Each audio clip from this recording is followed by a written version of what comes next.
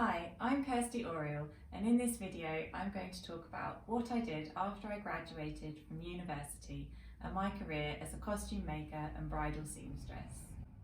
After I graduated, I started working for the company Halfpenny London. The work here mainly involved designing and making bespoke bridal dresses for our customers.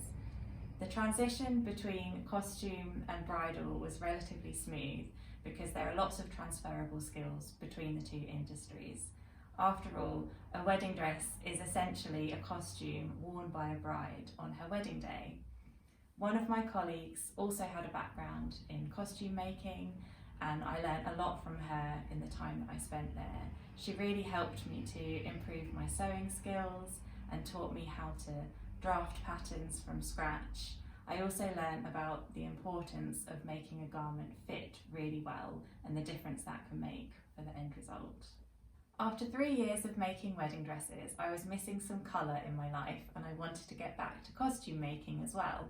I actually found my next job through a costume networking group on Facebook, and finding work through social media was quite unusual at the time, but it's something that's become more commonplace as the years have gone on. So in 2014, I started working for a costume maker called Dee Sheehan, who's based in Lewes in East Sussex, and I still work for her to this day. We get to make costumes for a huge range of projects, from film and TV to theatre and art installations. So when you're making for film and television, these days everything appears in high definition, which means your work has to be absolutely precise, stitching to within a millimetre. Everything has to be really accurate because it's going to be seen larger than life.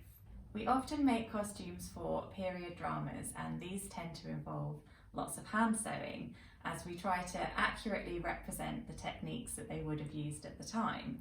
Remember, sewing machines are a relatively recent invention. And when making for films especially, we tend to have to make multiples of the same costume. So you would make exactly the same thing, maybe 5 or 10 times over. This is so that it can be broken down into various stages of aging and disrepair, and this makes it look more authentic when it's worn in the film.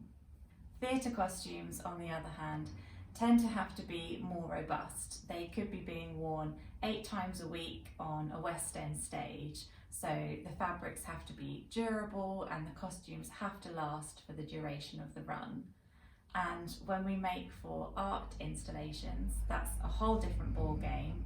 You can't make a typical garment that can be taken on and off with your typical fastenings. The costume has to be built around the figure and sewn in place, and once it's in place, it can't be removed. I have continued to work in the bridal industry alongside my costume making, so there's no such thing as a typical day for me.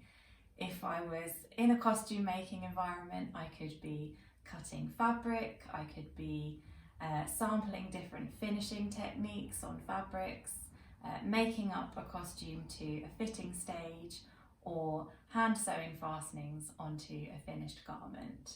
If I was in a bridal world, I could be having a fitting with a bride, making the alterations to her dress, or hand embellishing beads and sequins onto a veil. This job requires a lot of focus and patience. It can be challenging at times, but also very rewarding.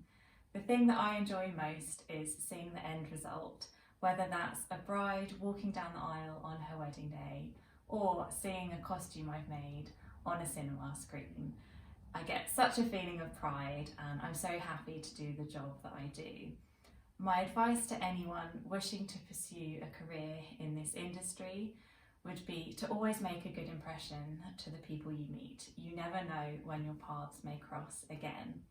If you work hard and listen, you'll go far. And remember, you never know everything. There's always something new to learn. I hope you found this useful, and thank you for watching.